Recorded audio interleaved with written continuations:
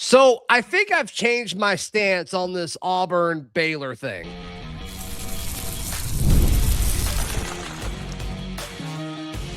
You are Locked On Auburn, your daily podcast on the Auburn Tigers. Part of the Locked On Podcast Network, your team every day. Yes, welcome on into Locked On Auburn, your daily Auburn Tigers podcast. I'm your host, Zach Blackerby. Thank you so much for making Locked On Auburn your first listen every single day. Lindsay, Crosby of the Barn Auburn hanging out with us, as well as a many million other places. We'll talk a little Auburn baseball chatter. You guys have been asking for it. That'll come towards the end of today's show. Who gets more yardage? Keyshawn Singleton at Auburn this year or Cam Coleman last year? I think that's interesting. But I want to start, Lindsay, with something that was a big topic several months ago, and it's kind of simmered down. But I think now that the portal's done, you're going to start hearing more numbers come out. And I mean, just talking to folks, like it sounds like Auburn's going to get close to $7, maybe a little bit more $1 million for NIL. That's not necessarily all football. That could go to other sports. That's been documented.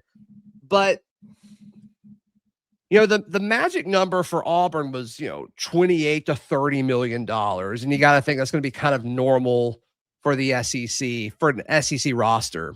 Mm-hmm. And like, if all those numbers are true, and Auburn can get pretty much a quarter of the payroll from giving up one home game. From Auburn's perspective, I don't know how John Cohen was supposed to turn that down.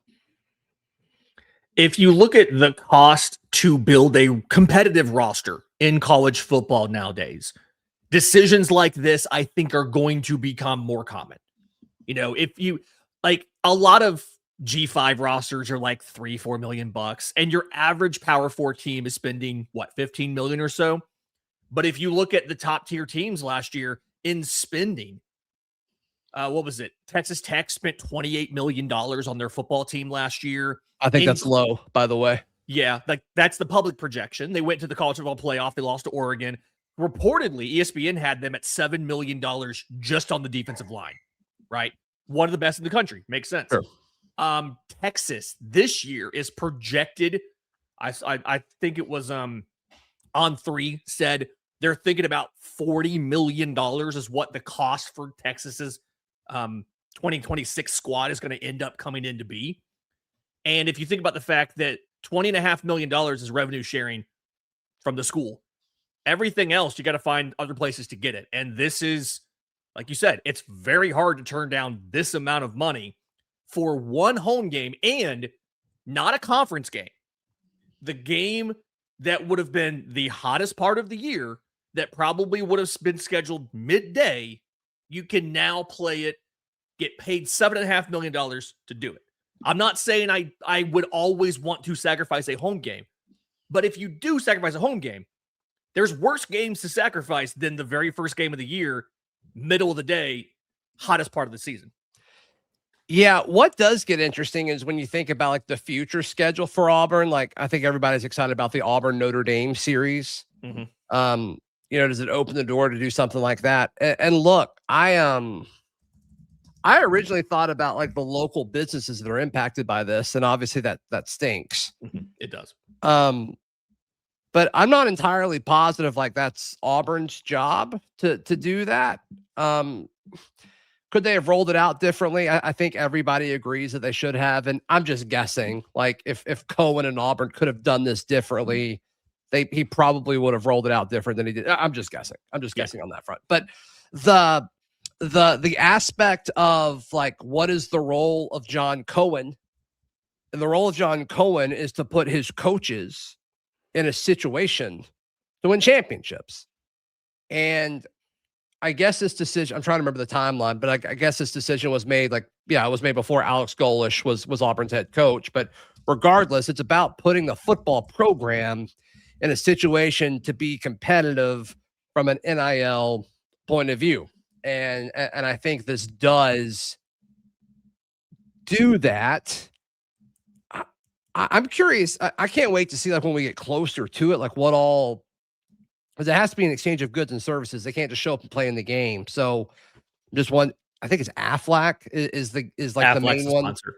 Yeah. Yeah, Aflac. So I'm curious to see if if they pop up in like social media posts, or if they have to go to these events, or like what exactly they have to do to get that money. But I am curious to see what that looks like moving forward. The aspect of it being Baylor is intriguing. You obviously went to Waco and won last year, and that was really when we were at our peak. We're like, are we about to turn this around? We didn't. Sadly. Playoffs incoming. No, they were not. Yeah, but I do wonder. Like how much of a home field you are giving up with this. I mean, Auburn's going to have the vast majority of the tickets. Mm-hmm. It is still technically a quote unquote home game, but you're playing against a DJ Lagway. That's not a Sawyer Robertson. I actually think Sawyer Robertson's better. Auburn, there's no way Auburn would have known that at that point when they decided this, but October, I am curious to see like how much footing you give up in this game now because of that. We saw the last couple seasons, even when this rosters or this team has not been week in and week out with the win-loss record that we want, they're incredibly competitive inside Jordan-Hare. So I do think there is an argument from a football perspective. You run the risk of taking a short-term loss for long-term gain in the money that you're getting back. I do think, a quarterback, his first game with the school and everything, it's probably a competitive advantage to play the game at Auburn. But at the same time, it's a lot easier to travel to Atlanta from Auburn than it is to travel there from Waco. As somebody who has gone to Waco many times, my wife has family there. It's not an easy trip. You're not flying into Waco. You're flying and you're driving for a couple hours, and it's not fun. So I'm sure a ton of their fans will do it. Chip and Joanna might just be all over this game in Atlanta on the TV. But Auburn's still going to have a bit of home field advantage here. It's just not going to be nearly to the level that it would have been at home. Yeah. And I don't love that it's like that Golish's first game's away from Jordan-Hare, but I don't know if that really matters. That was certainly my gut reaction. But if that game funds a fourth of your roster, paycheck games are here for everybody now. I mean, this has been the way it's worked at smaller schools for decades. Is they've gotten paid money to go on the road in week one and usually take a loss. You're getting paid big money to go to a neutral site, and you probably are favored to win the game. So in one respect, NIL's kind of equalized the field for a lot of people because SEC schools weren't doing paycheck games before 2026. Yeah. Yeah. I hate it. I understand the fan that doesn't want to go to that game. I totally get it. Yep. And you do have 3 more home games in a row after Baylor, including 2 conference games, Florida and Vanderbilt. But it does still suck for the fan or for the city and the businesses downtown who have not had a lot of business over the summer, and they're waiting for football season to get here to push that out another week. I do agree that does suck. That is not ideal for them. Yeah. Especially a year when Georgia and Alabama are on the road. It's tough. Right. That's tough. No question about it. That's super, super tough. And, Auburn's doing more, it seems like, with the concert stuff that they're bringing in. And then, I think A-Day is going to be a larger deal this year than in previous years, especially with a new coach. Mm-hmm. Does that counteract a game day weekend? No, it does not. But hopefully it does help. We'll see. Hey, we'll see. Baseball is going to be like that when Auburn hosts a super regional again this year. We'll get to it in the third segment. I hope you're right. That'd be awesome. All right. Who has more yards? Cam Coleman last year at Auburn or Keyshawn Singleton this year at Auburn? That's next right here on Locked on Auburn. Today's show brought to you by our friends at FanDuel. FanDuel is America's #1 sportsbook. It's the last chance to wager and get on the action on football this football season. Lindsay, it's the last one. Your Patriots are not the favorite. Nope, they're not. They are 4.5-point dogs. I actually just pulled up FanDuel to see if there's any new Auburn numbers. The timing of this is impeccable. Auburn, a 7.5-point favorite against Baylor to open the season. The timing of that is insane. So go ahead and get in on the action there at FanDuel, and you can bet $5 and get $200 in bonus bets if you win. Make it count, because after the Super Bowl, the season is over. Last call for football on FanDuel, an official sportsbook partner of Super Bowl 60. Visit FanDuel.com today to get started. Today's show also brought to you by our friends at Alumni Hall. We love Alumni Hall.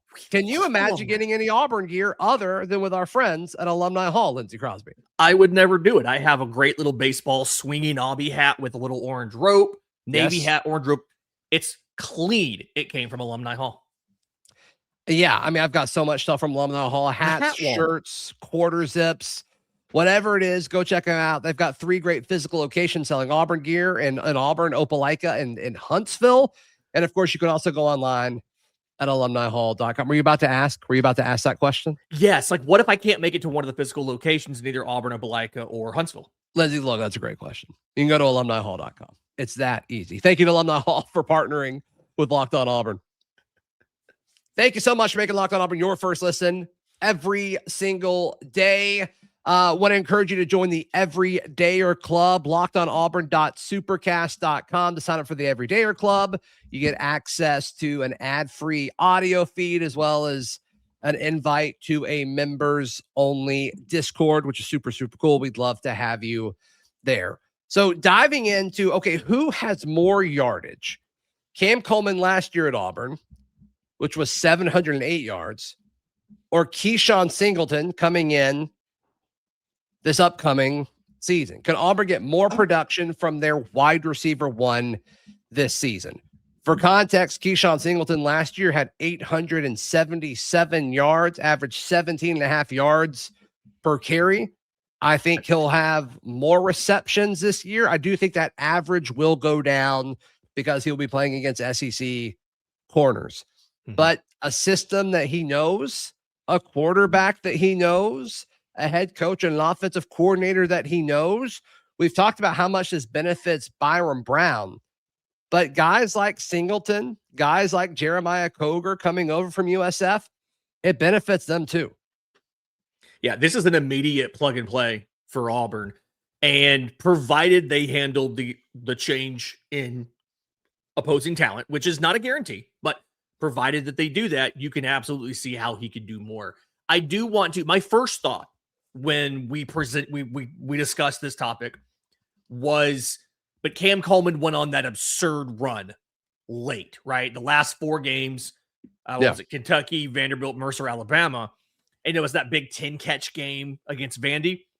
If you take those 4 games, he had 268 total yards in those 4 games. Like, yeah, 143 against Vanderbilt, but like just barely over 100 in the other 3. So 268, if he did that for every 4-game stretch of the season, he's barely over 800 yards.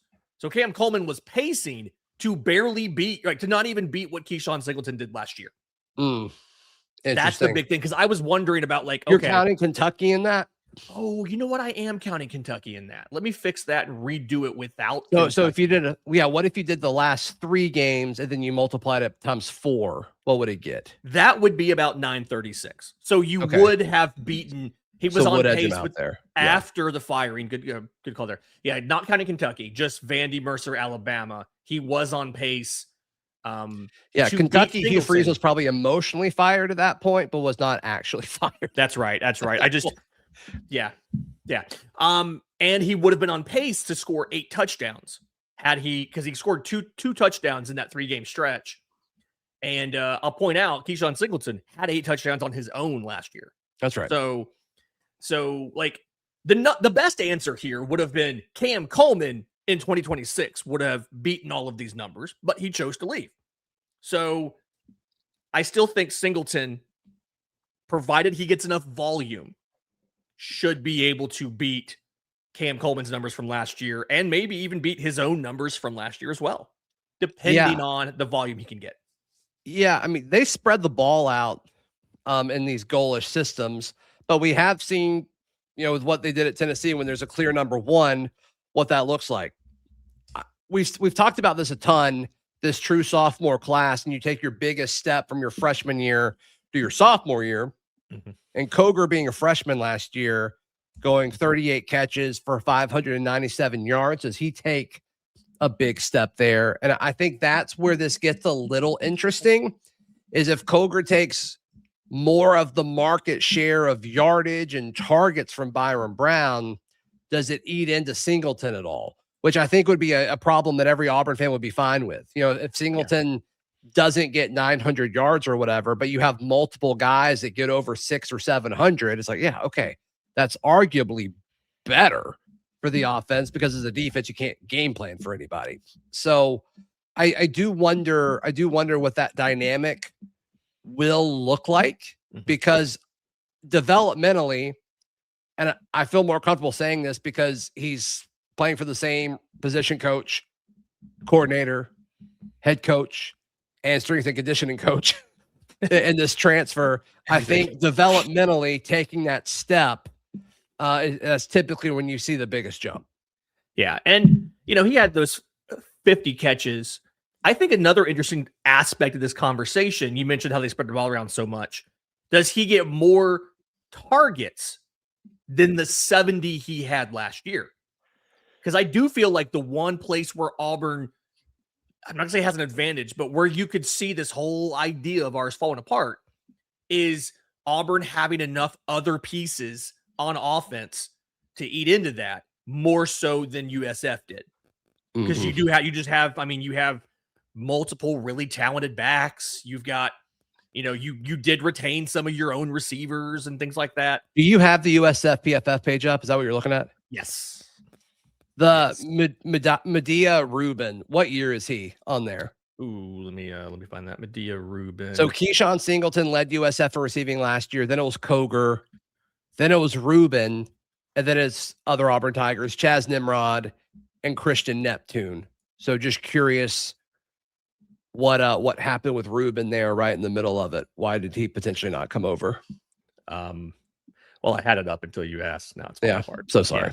Sorry. No, that's on me. Not super important, but Rubin was third with 495, and then Nimrod was right behind him with 466, and there's a bit of a drop off to Neptune with 335, and then a big drop off to tight end with Wyatt Sullivan at 176. So, which I think will be, I mean, is that an Eccles type role, or is it, or is that a Jake Johnson type role? I'm curious to see. Rubin's in here as draft eligible.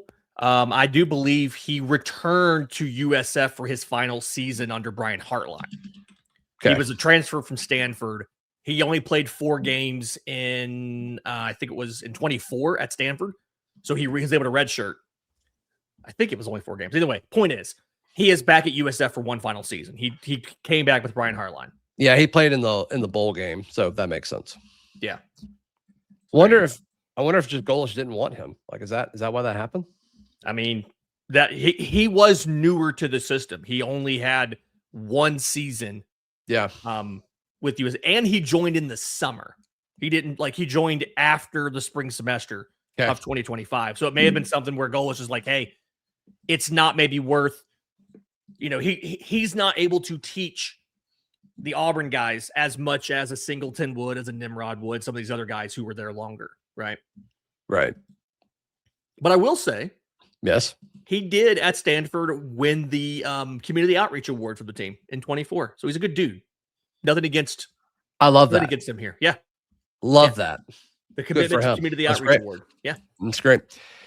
So we're in agreement that Keyshawn Singleton will get more yards this year for Auburn than Cam Coleman did last year. I think we are, provided the usual caveats of injury and things like that. That's obviously what stands out here. Yeah.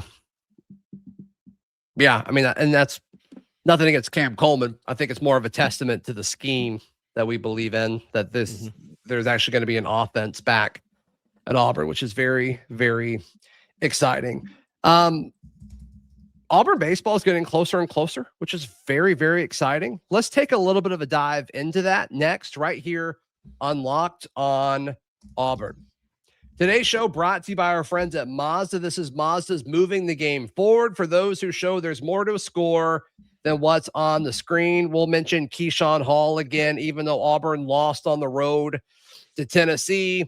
Keyshawn Hall was able to score in the second half, another 20-point performance For him, these performances remind us what it really takes to raise the bar. It's that extra work off the court, dialing in every detail, giving it that extra fire, the grit, the never quit. We put the same passion in every model. Mazda does. Highlights make the reel, but what it takes to get there makes it count. There's more to a Mazda because there's more to you. Thank you so much for making Locked On Auburn your first listen every single day. I want to get to the baseball schedule in a second, because obviously the SEC is loaded. I kind of want to get your thoughts on the non-conference, because I mean, sometimes if you're like just casually into baseball and you look at some of these teams, like you just never know how good some of these teams are at baseball. So before we get into that though, what's the main thing Butch and this baseball program wants to have answered / what are they working on going into the season? What's the biggest question right now? From talking to Butch a week and a half ago, one of the big things is they've got to figure out who's going to play where. And like, that's obvious, right? But it's the way that they're doing it. Butch has given them like specific targets and goals. And this is in essence, you are dictating your own playing time, right? You are through what you do during some of these these scrimmage games and things like that, you are dictating how much time you will get. And it's not just like the pitching staff, who's going to be your big three. And I've got some more thoughts on them in a minute. It's everything down to like, who's going to play shortstop, right? Like they don't have a definite for sure knowledge of this is our guy. And that's a thing. Auburn's really had that for a long time. You kind of known like Brody Moore is your guy. Ryan Bliss was your guy. Cole Foster was your guy. And you don't have that this year. There's options. All of them are good. It could be something like Eric Guevara kicking from third to short. Like there's a lot of different options and movable pieces. And they've got more guys than spots to play them. And something I say a lot is like depth will always work itself out. It's a good problem to have now. But from talking to Butch, like this is probably the biggest question floating around his head is like, where do I play these guys? And how much runway do I have to give them if they struggle before I have to replace them because of the schedule? And then did I see Butch talking about like some keystones that they're working on? Did I read that right? Yeah. One of the big things that he's harping on, and I really like how he's doing this, is the pitchers need to throw 64% strikes. Like you have to be able to throw your pitches 4 strikes, throw them in the zone versus giving out free passes. So they are shooting for 64%. And that's kind of... Is that normal, Lindsay, for context? That's a little bit higher than college average, but your better performers are typically floating around 60 to 65%. For context, some of your drafted guys are much higher than that. Cameron Flukie at Coastal Carolina came in last year for the Super Regional. He threw his fastball 75% strikes, and he was throwing in the high 90s. So, like, there's always room to get better, but 64% overall is a pretty healthy target, and I feel good about. They are confident enough in the actual pitches, right? The pitch movements and everything, where they feel like if we're in the zone a little too much, they're still going to miss bats. If they do put it in the play, our defense is going to be able to make these plays. They're not avoiding contact. They're wanting to attack hitters. That's kind of the big takeaway I had from this is we're not giving out free bases, and we're attacking you, and we're making you earn every base you get. That was kind of the takeaway I had from that. But he's also, the leadoff man needs to be on every single inning. And I think that's probably one of the big reasons you're going to end up seeing Chris Rembert leading off from a pure like lineup building perspective. You want a guy like that to hit third or something like that to drive in runs. But Butch is focusing so hard on the leadoff man needs to be on every inning that let's start the game with Chris Rembert leading off and getting on to set the tone for the whole game. And then the big thing, it doesn't feel like it's as big of a deal to us, but to Butch, it's a big deal. Communicating on defense. And it's not just like, hey, good play, you'll get up next time, but it's being technical with it. Like, hey, I'm moving 2 steps to the left for this batter. You have more ground to cover, things like that. Because there's so many new pieces on this roster. Right. All of this stuff isn't automatic already, like it has been when you had, Ryan Bliss in the infield for 3 years, right? so many new pieces where you have to discuss this stuff and you have to make sure you're on the same page. So he wants them to verbalize it and talk it out. Okay. So let's go through this schedule. Starts Friday the 13th, which seems like bad luck, but that's okay. They open up things against Youngstown State, which is not a state. I think we can all agree on that. Yep. Then Cincinnati. So, I mean, are either of these teams kind of like sneaky in the baseball world? So Youngstown State, if I remember correctly, Youngstown State was a postseason team last year. I'm trying to remember, like, when you look at most of this non-conference schedule is like, most of these are postseason teams. Youngstown State, I want to say, was maybe a 3 seed. Anyway. Oh, wow. Okay. But yeah, like Youngstown State was in. As you go through, and I'm just thinking about. Well, they've got the event in Arlington. They play Kansas State, Florida State, and Louisville. Postseason teams, right? And then when you come back home, Nebraska, that's a power conference opponent. They had an RPI, I think, of like maybe 50 last year. So really tough opponent there. I mean, then Winthrop before SEC play. Yeah, and then even in SEC play, some of your midweeks, Georgia Tech for a midweek. It's a home and home with Georgia Tech. Yeah. If I remember right from talking to Butch and from looking at this, I was talking to Mark Etheridge from D1 Baseball. This is a top 5 schedule in the entire country. This is one of the hardest schedules in baseball. But all 5 of those are going to be in the SEC, right?